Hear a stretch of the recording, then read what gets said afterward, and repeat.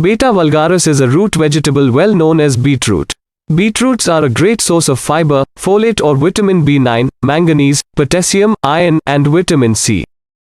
Beetroot juice have been associated with numerous health benefits, including improved blood flow, lower blood pressure. Its main reason is beets contain a high concentration of nitrates, which can help lower your blood pressure levels by relaxing the blood vessel. This may lead to a reduced risk of heart disease and stroke. It also increased exercise performance. Beets mainly consist of water 87%, carbs 8%, and fiber 2 to 3%.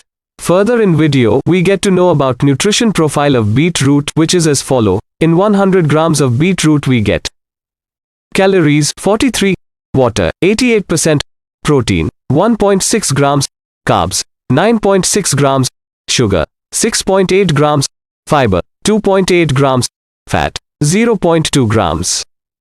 Now it's time to know about beetroot's side effects, which are as follow. First, beetroots are high in oxalates that contribute to the formation of excessive acid in our system.